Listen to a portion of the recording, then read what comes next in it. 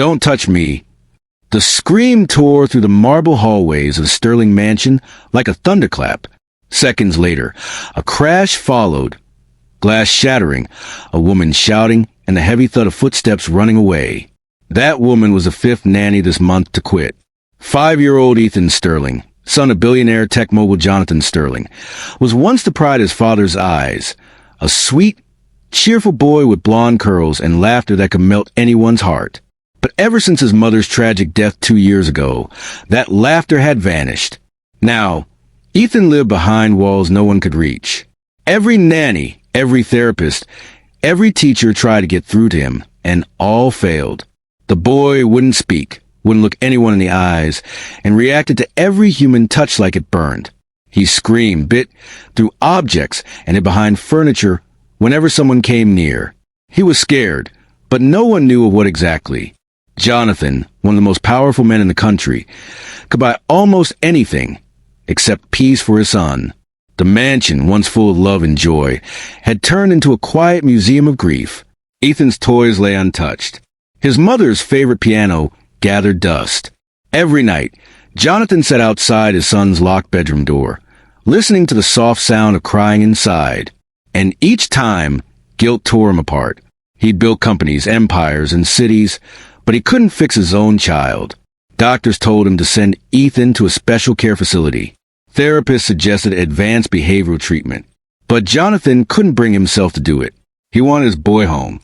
So he kept hiring nannies, the best in the world, hoping one would reach him.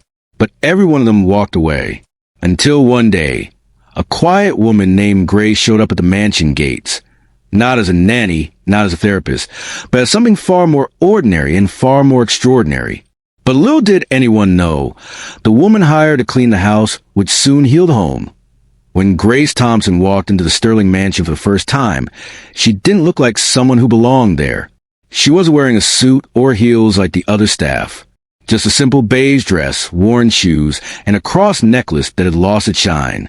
Grace was in her mid-40s, calm, steady, and with eyes that carried both kindness and the weight of her own struggles. She wasn't there for luxury. She was there because she needed the job.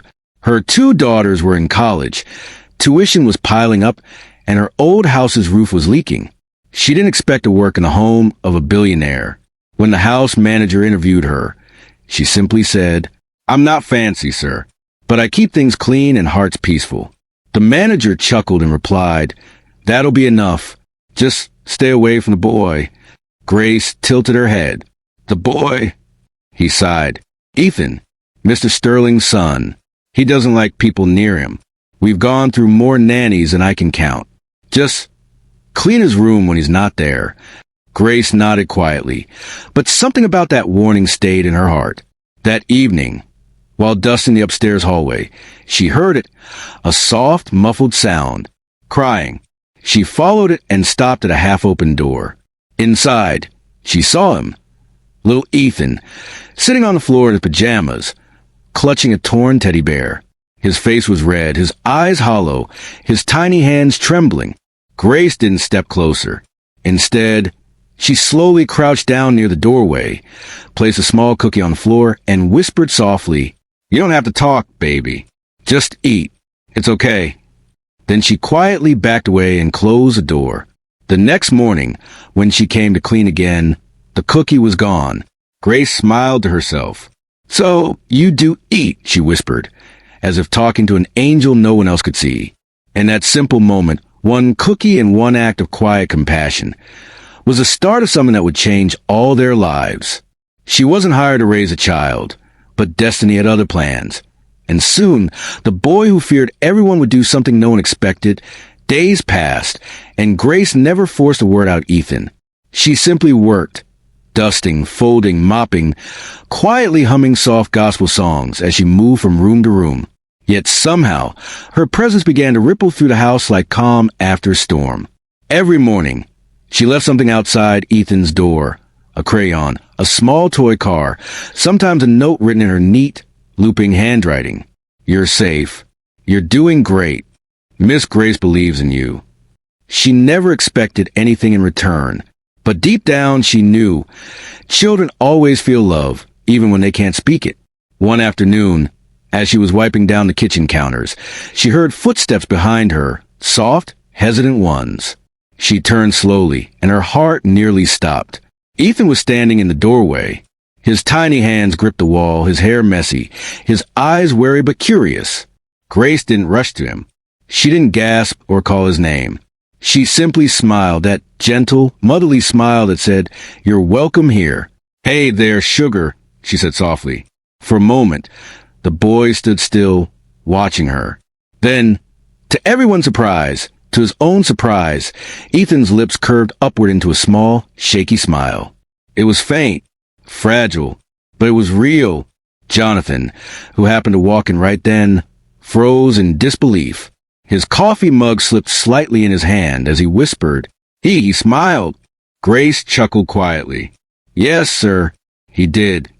Jonathan blinked, struggling to understand. "How did you?" The therapist couldn't even get him to look at them. Grace just shrugged with a calm grin. "I didn't try to fix him, sir. I just let him be a child." That single moment changed everything. The boy who once hid behind locked doors now peeked out when Grace sang. When she mopped, he followed her quietly, watching her every move. It wasn't much, but it was hope. He smiled once, but soon he would laugh again, and the sound of that laughter would melt even a billionaire's heart. From that day on, the mansion began to change. Slowly, gently, Ethan started following Grace everywhere. Like a tiny shadow with messy hair and curious eyes. He'd sit on the floor while she cleaned, stacking towels into uneven towers, or hand her napkins just to feel helpful. Grace never corrected him. She'd just say, "That's perfect, sugar. You're my little helper." And each time, Ethan's face lit up a little brighter. He began eating again, not because someone told him to, but because Grace cooked with warmth. Pancakes shaped like hearts, cookies with smiley faces, even soup served with stories. She'd tell him about her daughters, how they'd dance in the kitchen, laugh when life got tough, and always say grace before meals. Ethan listened, always silent, but his eyes spoke volumes. Soon, he started drawing again. At first, it was messy scribbles. Then one morning, he proudly handed Grace a crayon picture. 3 stick figures holding hands. A tall man, a small boy, and a woman with curly hair and a big smile. Grace's throat tightened. "Is that me?" she asked softly. Ethan nodded. When Jonathan saw that drawing later, something inside him cracked open. He had spent years feeling helpless, watching his son fade away, drowning in guilt and silence. But seeing Ethan's little drawing, he realized what Grace had done. That evening, he found her in the garden, watering the roses, the same roses his wife had planted years ago. "Grace," he said quietly, "I don't know how to thank you. You've done what I couldn't, what no one could." She looked up and smiled. "Sir, all I did was listen to what the boy wasn't saying. Sometimes they don't need fixing. They just need someone who stays." Jonathan stood there in silence, her words sinking deep. For the first time in years, he felt peace. Not because he had wealth or power, but because his home finally felt like a home again. That night, Ethan whispered something that made Jonathan's tears fall freely. "Good night, Daddy." But Grace's greatest gift wasn't healing Ethan's heart. It was what she left behind when it was time to say goodbye. Months passed, and the Sterling mansion, once cold and silent, now echoed with life again. There was laughter in the hallways, the smell of pancakes in the morning, and the sound of tiny feet running across marble floors. Ethan had changed completely.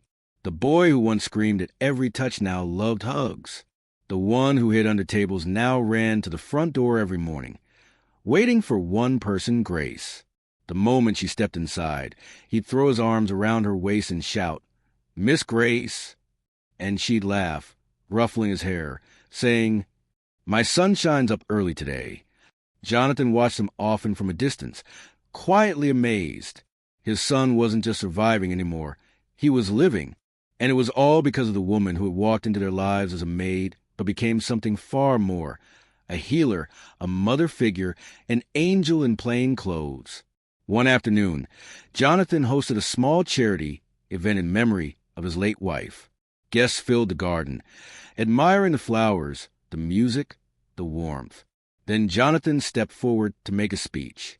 He took a deep breath and said, "There's someone here who changed my life and my son's. She wasn't hired to heal, but she did. She didn't come with wealth or titles, only kindness." The crowd turned as Grace stood at the edge, holding a tray. She froze, tears in her eyes as everyone began to applaud. Jonathan walked over, placed an envelope in her hand, and said, "This is for your daughters, a full scholarship. And this," he smiled softly, "is an offer to stay with us, as family." But Grace shook her head gently. "Thank you, sir, but I think Ethan's ready now. He doesn't need me anymore." Jonathan's eyes welled up, but he nodded. He understood. That evening, as she left the mansion, Ethan ran to the gate, clutching a piece of paper. "Miss Grace," he called. She turned. It was a drawing. Her, him, and Jonathan, holding hands under a bright yellow sun. "You're my sunshine," Ethan whispered. Grace knelt, kissed his forehead, and whispered back, "And you, baby, you're my miracle." As she walked away, Jonathan wrapped his arm around Ethan, both smiling through tears. Because sometimes it doesn't take money to heal a broken heart, just love, patience, and one gentle soul. Some angels don't have wings. They wear aprons and carry kindness in their hands.